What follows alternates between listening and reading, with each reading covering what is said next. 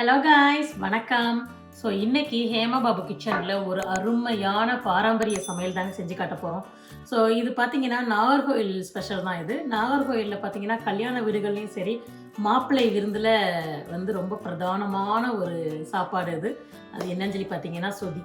தேங்காய் பால் ஊற்றி ரொம்ப சூப்பராக நல்லா க்ரீமியாக இருக்கும். சாப்பிடும் போதே அவ்வளோ டேஸ்ட்டாக இருக்கும்.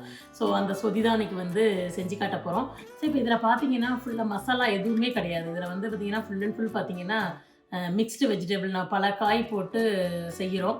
தேங்காய் பால், இஞ்சி சாறு, எலும்பிச்சை சாறு இது மட்டும்தான் இந்த சொதியில் நம்ம சேர்க்க போகிறோம். ஆனால் ரொம்ப சூப்பராக இருக்கும். இந்த சொதியை செஞ்சு பாருங்கள். ரொம்பவே அருமையான ஒரு ஆரோக்கியமான சமையல் இது.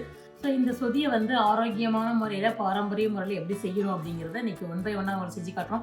இதை பார்க்கும்போது நிறைய வேலை மாதிரி இருக்கும். ஆனால் ஒன்ஸ் நம்ம இது எல்லாத்தையுமே ரெடி பண்ணி வச்சுட்டோம் அப்படின்னு சொல்லி சொன்னால் செய்கிறது ரொம்ப ஈஸி.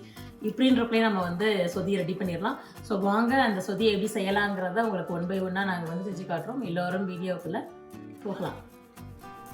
ஓகே ஃப்ரெண்ட்ஸ், இப்போ நம்ம சொதியை செய்கிறதுக்கு ரெடி ஆகிடலாம். ஸோ இப்போ ஆன்ட்டி இதில் பார்த்திங்கன்னா நிறைய வெஜிடபிள்ஸ் என்னென்னா கத்திரிக்காய், பச்சை பட்டாணி, க்ரீன் பீன்ஸ், கேரட்டு, பூண்டு ஒரு 20 பல் சேர்த்துருக்காங்க. அதில் இப்போ தேங்காய் பால் நாங்கள் எடுத்ததில் கடைசி தேங்காய் பால் நம்ம கடைசி எடுப்போம் இல்லையா, அந்த பாலை ஊற்றி தான் இதை கொதிக்க வைக்கிறோம். தண்ணி ஊற்றி கொதிக்க வைக்கலை. ஸோ இப்போ தான் இதை ஊற்றிட்டு ஸ்டவ்வையே ஆன் பண்ண போகிறாங்க. இதில் உப்பு எதுவுமே சேர்க்கலை. ஜஸ்ட்டு அந்த நம்ம கடைசியில் எடுக்கிற அந்த தேங்காய் பால் அதை ஊற்றி தான் இந்த எல்லா வெஜிடபிள்ஸையும் நம்ம இப்போ வேக வைக்க போகிறோம். ஸோ இப்போ தான் ஸ்டவ்வையே ஆன் பண்ணுறாங்க. ஸோ இது ஒரு மீடியம் ஃப்ளேமில் தான் வச்சு நம்ம இதை கொதிக்க வைக்கணும். ஸோ இப்போ நான் மறுபடியும் சொல்கிறேன் என்னென்ன வெஜிடபிள்ஸ்னு. இதில் கத்திரிக்காய், முருங்கைக்காய், பச்சை பட்டாணி, கேரட்டு, உருளைக்கிழங்கு, க்ரீன் பீன்ஸு, பூண்டு ஒரு 20 பல், 20-25 பல் முழுசாக, அதாவது கட் பண்ணவே கூடாது, உரித்து அப்படியே முழு பல்லாக இதில் போட்டிருக்கோம். ஸோ இதில் உப்பு எதுவுமே சேர்க்கலை. வெறும் கடைசியில் எடுக்கிற அந்த தேங்காய் பால் அந்த இதை வச்சு தான் இப்போ இதை மீடியம் ஃப்ளேமில் வேக வச்சுக்கிட்டு இருக்கோம். ஸோ இது எல்லாமே காய் எல்லாமே பார்த்திங்கன்னா பச்சையாக தான் நம்ம வேக வைக்கிறோம். உருளைக்கிழங்கு எதுவுமே நம்ம அவிக்கலை. எல்லாமே கட் பண்ணி டைரெக்டாக ராவாக தான் இப்போ எல்லாம் வெந்துக்கிட்டு இருக்குது இந்த தேங்காய் பாலில். ஃப்ரெண்ட்ஸ் பார்த்தீங்கன்னா இது நல்லா கொதிச்சுக்கிட்டே இருக்குது. ஸோ இப்போ இது ஒரு 10 நிமிஷம் இது கொதிக்கணும். இது நல்லா இப்போ தேங்காய் பால்லே நல்லா கொதிச்சுக்கிட்டு இருக்குது. இது பார்த்திங்கன்னா இப்போ நம்ம தேங்காய் பால்லே ஊற்றி எல்லாம் பண்ணுறோம். இது ஒரு 45 மினிட்ஸ் ஆகும் இந்த ப்ராசஸ் எல்லாமே கம்ப்ளீட் பண்ணுறதுக்கு. ஆனால் சொதி ரியலாக பயங்கர டேஸ்ட்டாக இருக்கும். நல்லா ஒர்த்து தான் நமக்கு இதுக்கு ஸ்பெண்ட் பண்ணுற டைமு. ஸோ அதனால் செஞ்சு பாருங்கள், ரொம்பவே நல்லாயிருக்கும். ஸோ இப்போ இது வெயிட் பண்ணுவோம். நம்ம ஒரு 10 to 15 நிமிஷம் நல்லா இது கொதிக்கிட்டோம். ஸோ இப்போ ஒரு 5 மினிட்ஸில் அந்த நுரக்கட்டி வந்தது இல்லையா, அதை லைட்டாக நம்ம இந்த மாதிரி ஒரு கிண்டிட்டு காய் கொஞ்சம் நல்லா உடையாமல், இன்னும் காய் வேக ஆரம்பிக்கலை, இப்போ தான் வெந்துக்கிட்டு இருக்குது. ஸோ லைட்டாக காயை உடச்சிடாமல் நல்லா கிண்டி விட்டு மேலே ஒரு லிட்டு போட்டு இன்னும் ஒரு 10 மினிட்ஸ் இது நல்லா இந்த தேங்காய் பால்லே ஒரு 10 நிமிஷம் நல்லா வேக விடலாம்.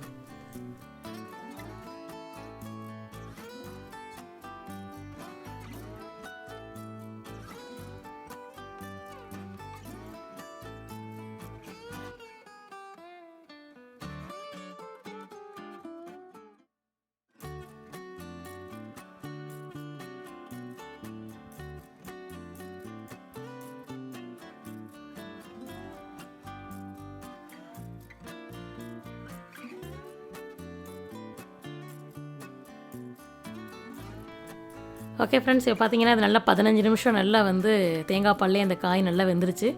ஸோ இப்போ நம்ம இந்த காயை லைட்டாக கிண்டி விட்டுட்டு அதில் இப்போ நம்ம அடுத்தடுத்து என்னென்ன பொருள் சேர்க்கலாங்கிறத நான் உங்களுக்கு ஒன் பை ஒன்னாக காட்டுறேன் நான்.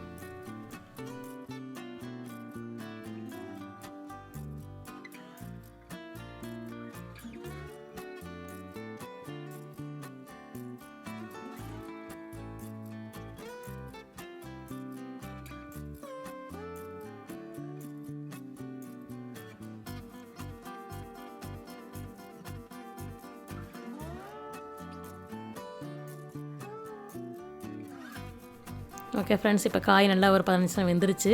ஸோ 15 மினிட்ஸ் கழித்து நல்லா கிண்டி விட்டு இது ஒரு 10 பச்சை மிளகா, நல்லா காரமான மிளகாயை நல்லா இதில் அரைச்சி வச்சு இப்போ ஊற்றிருக்காங்க.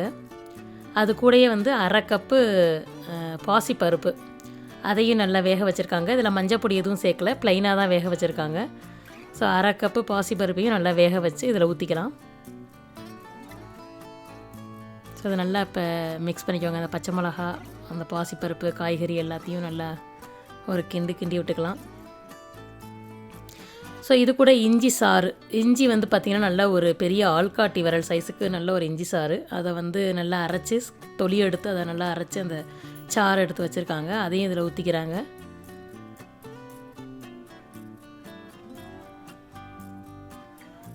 ஸோ நல்லா அதையும் ஊற்றி நல்லா கிண்டி விட்டுக்கோங்க. ஸோ இப்போ தான் வந்து நம்ம உப்பே சேர்க்குறோம், இதுக்கு முன்னாடி நம்ம உப்பு சேர்க்கலை. ஸோ இப்போ தான் வந்து உப்பு சேர்க்குறோம்.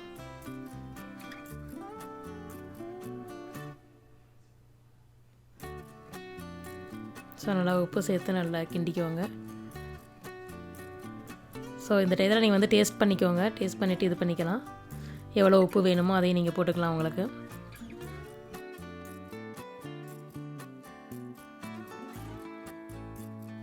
ஸோ இப்போ எல்லாம் இது பண்ணதுக்கப்புறம் இஞ்சி சாருக்கு அப்புறம் இப்போ வந்து இது 2வது பால் நம்ம எடுத்த அந்த 2வது பாலையும் இதில் வந்து ஊற்றிக்கலாம். மொத்தம் நம்ம இதில் 3 பால் எடுத்தோம். ஸோ ஃபஸ்ட்டு எடுத்த தண்ணி பால் மாதிரி இருந்தது தான் காய் வேக வச்சோம்.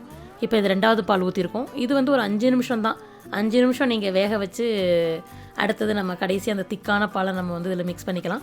ஸோ இப்போ ஒரு 5 மினிட்ஸ் தான் இதை வந்து கொதிக்க வைக்கணும். கொதிக்கிறதுனா இது கொதிக்கக்கூடாது, இது பக்கத்துலேயே இருந்து நல்லா நம்ம கிண்டி விட்டுட்டே இருக்கணும் ஒரு 5 மினிட்ஸு. ஸோ இந்த டயத்தில் நீங்கள் டேஸ்ட் பண்ணி பார்த்துக்கலாம், உப்பெல்லாம் பார்த்துக்கிட்டு வேணும்னா நம்ம இதில் வந்து சேர்த்துக்கலாம். ஸோ 5 மினிட்ஸ் கழித்து நம்ம அடுத்தது சேர்ப்போம். ஸோ உப்பு வந்து கொஞ்சம் வேணும்னா பார்த்துட்டு போட்டுக்கலாம். என்ன தெரியுமா, இப்போ கொஞ்சம் சிம்மில் வச்சு நம்ம கிண்டிக்கிட்டே இருக்கணும். இப்படி வச்சுட்டு வெளியே போனோம்னா கரைஞ்சு போயிடும். சரியா? ஸோ வந்து சிம்லேயே தான் இருக்கணும். இப்போ சிம்மில் வச்சு கிண்டி எல்லாம் கொஞ்சம் ஹையில் வச்சுன்னா கிண்டிகிட்டே நிற்கணும். லோ ஃப்ளேமில் அதை வச்சு 2வது பால் 3வது பால் ஊற்ற போகும்போது லோ ஃப்ளேம் ஆக்கிடணும். போல நம்ம வெளியே போகக்கூடாது, இங்கே நின்று கிண்டிட்டு அடுப்பு வச்சு மற்ற குழம்புலாம் வச்சுட்டு வெளியே போவோம்ல, அந்த மாதிரி போக முடியாது. வச்சு மூடி வச்சுட்டு போயிட்டோம்னா கரைஞ்சு போயிடும், அவ்வளோ மொத்த வேலையும் வேணா போயிடும். ஸோ இப்போ வந்து 3வது அந்த ஃபர்ஸ்ட் பால் ஃபர்ஸ்ட் பால் ஊற்றணும். திக்னஸ் அந்த ஃபர்ஸ்ட் பால் ஊற்றி ஜென்ரலாக ஃபர்ஸ்ட் பால் வந்து திக்காக இருக்கும். இது வந்து நமக்கு கிரைண்டர் எடுத்துக்கணும். சரி அந்த ஃபர்ஸ்ட் பாலையும் ஊற்றியாச்சு. சரி இந்த கருப்பாக இருக்கு அப்படி விட்டுருவேன். ஓகே போச்சு எடுத்துக்கலாம். அவ்வளோதான். இதுமே இது கிண்டிகிட்டே இருந்துட்டு அந்த எலுமிச்சம்பழம் ஜூஸை ஊற்றி இறக்கிறாங்க. ஓ இது கிண்டிக்கிட்டே அப்படியே எலுமிச்சம்பழம் ஊற்றிடணும். இல்லை ஒரு 5 நிமிஷம் கழிச்சு கொஞ்சம் இதெல்லாம் சூடாக. இதுதான் குழம்பு தான். ஸோ அவ்வளோதான். நல்லா தான் இருக்குது, கலர் நல்லா இருக்குது. பாசி பருப்பு மட்டும் போட்டுக்கலாம், நான் தான் கம்மி பண்ண வச்சுருக்கேன். அந்த ஒரு கப்பு கட்ட வந்துருக்கோம். இப்போ ஒன்றும் இல்லை, இப்போ டக்குன்னு போட்டுருவா. வேண்டாம் வேண்டாம் சார் இல்லை சொல்கிறேன், அது போட்டிருந்தாலும் ஒன்றும் தப்பு இல்லை. இல்லை இப்படி கொஞ்சம் நாங்களாம் இப்படி வெறும் பாலாக தான் வைப்போம். அது பாசி பருப்பு எடுத்து போட்டோம்ன்ற திக்னஸ் இல்லை, வெறும் பாலாக தானே இருக்கும். திக்னஸ் கொஞ்சம் சேர்ந்த மாதிரி இருக்குது. அவ்வளோதான்ப்பா. இது நல்லா கொஞ்சம் கொதிக்கன்னா மூடி வச்சுட்டு போகக்கூடாது, கிண்டிகிட்டே இருக்கும். நல்லாட்டு தரையாயிடும். நியூஸ் வர தேங்காய் பால் எதுலையாவது ஊற்றுனேன்னா ஸோ மூடி போகக்கூடாது. அதுக்கப்புறம் கொதிக்க வச்சேன்னா அப்படி ஒரு மாதிரி பிசு பிசுறாக இருக்கும். அந்த முதல்ல காய் வேகும்போது ஒரு மாதிரி இருந்ததுல அந்த மாதிரி ஆயிடும். அவ்வளோதான். இன்னும் கொஞ்சம் நல்ல இதான ஒன்று இந்த ஜூஸ் ஊற்றி இறக்கிறாங்க. இந்த ஸ்டேஜில் வந்து நம்ம வந்து மீடியம் ஃப்ளேமில் வச்சுட்டு ஆமாம் இது நல்லா மூடக்கூடாது. எல்லாம் கரெக்டாக இருக்கா? இஞ்சி சாறு எல்லாம் நல்லா கரெக்டாக இருக்கும். கொஞ்சம் எலுமிச்சம்பழம் பார்த்தீங்கன்னா போதும் போது கொஞ்சம் மீதி தான் வச்சுக்கலாம், ஜூஸ் போட்டு குடிச்சிடலாம்.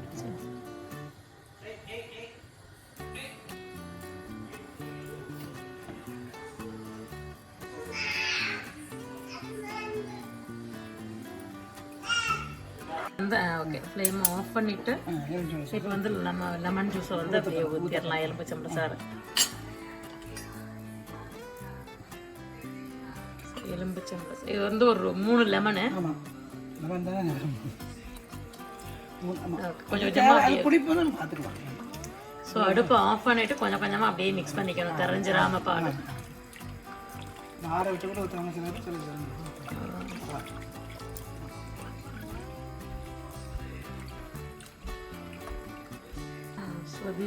ரெடி. வேற எதுவும் கொத்தமல்லி எதுவும் தேவையில்லை.